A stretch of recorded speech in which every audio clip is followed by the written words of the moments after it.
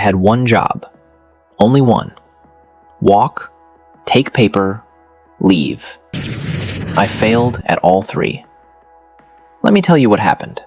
There are moments in life where your brain sends you a very specific, very urgent warning signal. It's a little voice that cuts through the noise and says, clear as day, okay, listen. For the next 60 seconds, just don't mess this one thing up. That's it. Just be normal. And somehow, that tiny voice is the kiss of death. Because those are never the moments where you just mess one thing up. Those are the moments where you mess up absolutely everything. You don't just drop the ball. You drop the ball, it rolls into a puddle, a bird picks it up, and it drops it on the principal's head.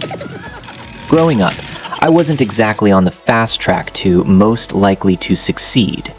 If they had a category for most likely to accidentally wave back at someone who was waving at the person behind them, I would have won that award, hands down.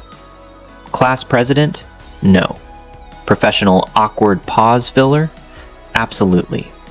So, when the sun finally rose on my high school graduation day, my ambition was microscopic. I had distilled success down to one singular, simple, foolproof goal. Walk across the stage, take the diploma, smile for the photo, leave the building, go home. That's it. No speeches, no stunts, no becoming a viral meme for the wrong reasons. Just a quiet, dignified exit into adulthood. Simple, right? Wrong. So wrong. The gymnasium was absolutely packed. It felt like every human I had ever met, plus their neighbors, had decided to show up. Parents were crying before the event even started. Grandparents were squinting at the stage from the back row. Little siblings were already throwing popcorn at each other, bored out of their minds. And every single phone in that building, I'm talking hundreds of glowing screens, was pointed directly at the stage.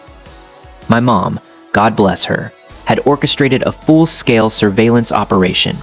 She had recruited 3 different relatives to film me from 3 different angles, wide shot, close-up, and a dramatic slow-motion angle from the balcony. It didn't feel like a graduation ceremony. It felt like I was the subject of a nature documentary, and the narrator was about to say, "And here we see the awkward adolescent in its natural habitat, about to attempt the treacherous journey across the stage." We were all lined up backstage, sweating through our cheap polyester gowns. Everyone looked like they were about to throw up. Everyone except Kyle. Kyle somehow looked like he had graduated from college every weekend for the past 10 years. He was just chilling, giving out fist bumps. As we waited, one of the teachers walked down the line, going over the rules like we were about to land a plane. "All right, listen up. When your name is called, you will walk at a slow, deliberate pace. You will shake the principal's hand firmly. You will turn to face the audience for the photo. Then you will exit down the stairs. Easy, no running." I ran that sequence in my head at least 50 times. Slow walk, firm handshake, turn, smile, photo, stairs. Done. 50 times. The line shuffled forward. 10 students left. 5, 3, 2. I could hear my heartbeat thumping in my ears, drowning out the applause and the cheesy graduation music. My palms were so sweaty, I was worried the diploma would just slide through my fingers. The announcer smiled at me from the podium. He leaned into the mic. DG. Here we go. This was it, the moment I had been dreading and preparing for. I took a breath and started walking. I didn't trip. I didn't stumble. My arms didn't start flailing. I reached the center of the stage. The principal handed me the diploma. I shook his hand. Perfect. I turned to the audience, gave a smile that probably looked more like a grimace, and heard the click of the photographer's camera. success. I remember thinking in that brief, glorious nanosecond of triumph, wow, I actually did it. The hard part is over. It wasn't. As I turned toward the stairs, I felt a little tug. Not a big deal, just a tiny pull on my gown. I gave it a quick, casual tug back. Nothing. I pulled a little harder. Still stuck. A cold prickle of panic ran down my spine. I glanced behind me, and my heart sank. The flimsy, cheap corner of my gown had somehow miraculously wrapped itself around the thick leg of the principal's heavy oak chair. I gave it one final, desperate yank. Pop! The gown came loose. Victory! Except the chair came with it. The principal, who was just standing there looking distinguished, suddenly had his world tilted off its axis. The heavy chair scraped loudly across the stage as he nearly tipped backward, flailing his arms before grabbing the podium for dear life. The audience gasped. A wave of sound washed over me.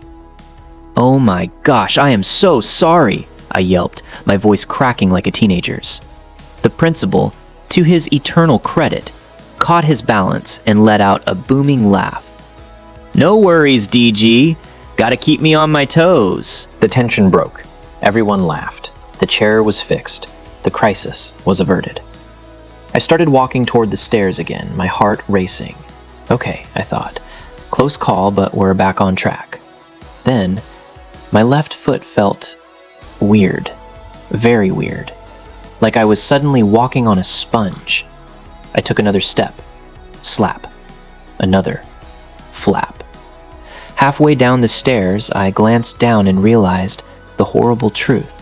The entire sole of my dress shoe had completely, utterly, and without warning, detached itself from the leather upper. Not just a little tear, a full separation. It was now attached to my foot only by my sock and sheer willpower.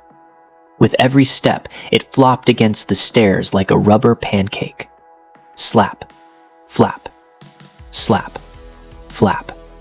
The sound echoed through the gymnasium. Every microphone near the stage was picking it up. The audience, who had just settled down from the chair incident, started chuckling again. I could see my mom in the front row, her eyes wide with that specific kind of parental horror. Don't react, I told myself.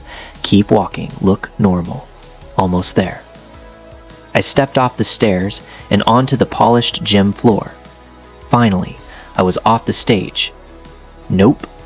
Because my shoe sole, now completely free and emboldened by its freedom, didn't stop at the stairs. It slid off my foot completely, like a hockey puck launched from a slingshot. The entire gymnasium watched the journey of my lone shoe sole. It was like a scene from a nature documentary where a leaf floats down a river. It skidded down the center aisle, past 3 rows of bewildered parents, until it gently, precisely, tapped the immaculate, shiny dress shoe of the superintendent of schools, who was sitting in the front row, looking official. The whole gym went quiet. I watched him slowly look down, then, with the gravity of a man handling a holy relic, he slowly bent over and picked up my floppy shoe sole. He held it up in the air, examining it like a crime scene detective. He cleared his throat and said in a booming, theatrical voice, "Excuse me, someone lose this?" The gymnasium exploded. Laughter, hooting, clapping. I wanted to evaporate into a different dimension. I just stood there, frozen in the middle of the floor, one foot in a sock, praying for a sinkhole to open up and swallow me. But at least that had to be the end of the gauntlet. The shoe sole had been located. The ordeal was over, right? Wrong. One of the teachers started frantically waving at me from the stage. DG! DG, come back! I turned around, my face burning. She was holding up another diploma. Apparently, in the chaos of the chair snagging, I had walked off the stage holding only the decorative leather cover of the diploma. The actual important, official piece of paper was still sitting on the podium. So now, I had to walk all the way back, across the entire gymnasium, past everyone who had just watched my shoe explode and get auctioned off by the superintendent. I did the walk of shame. As I passed the superintendent, he reached out and handed me my shoe sole. "You're gonna need this," he winked, his voice dripping with amusement. More laughter erupted. I climbed back onto the stage, accepted the actual diploma from the smiling teacher, and turned to walk back down. This time, I was holding the real diploma in one hand and the detached sole of my shoe in the other, like some kind of bizarre graduation offering. Surely, I thought, stepping back onto the floor. Surely now it's over. The universe cannot throw anything else at me. The ceremony finally ended. The gymnasium erupted into chaos as families rushed onto the floor. Hugs, tears, camera flashes everywhere. My mom was crying, clutching me like I had just returned from war. My dad was smiling with that proud, "that's my boy" look. I started to relax. Okay, the disaster's finished. Now we just take photos. My cousin, who loves chaos, yelled out to the entire group, "All right, everyone, big smile, on 3. About 15 cameras from various family members were pointed directly at me. I took a deep breath, put on my best smile, and leaned in for the picture. 1, 2, 3. Right at the exact moment of the flash, the cheap, flimsy elastic band of the graduation cap I had borrowed finally gave up the ghost. It had been stretched to its absolute breaking point, and it decided to snap.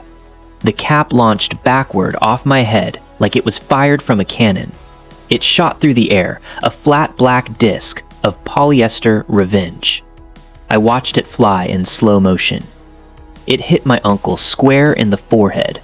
Bonk! Ricocheted off his glasses, did a perfect triple axel in the air, and landed with a soft, wet plop. Inside the decorative punch bowl on the snack table. Silence. A profound, heavy silence. Then, the loudest, most uncontrollable laughter of the entire day erupted. Even the principal, who was walking by, doubled over. My uncle was laughing while rubbing his forehead. My mom was laughing so hard she was crying, again. And I just stood there, center frame, holding a diploma and a shoe sole, smiling because I didn't know what else to do. To this day, that moment is frozen in time. A 16 by 20 glossy print hangs in my parents' hallway, the centerpiece of our family history. Front row, everyone smiling perfectly, and me standing proudly in the middle, holding a real diploma in one hand, holding my detached shoe sole in the other. While in the background, you can see the back of my uncle's head, rubbing his forehead, and another relative fishing my soggy graduation cap out of the punch bowl. Apparently, that's how my family remembers the biggest, most important, and most humiliating day of my school career. And honestly, I wouldn't have it any other way. What's the most embarrassing thing that's ever happened to you during a big event? Tell me your story in the comments. I promise it can't be worse than mine, probably.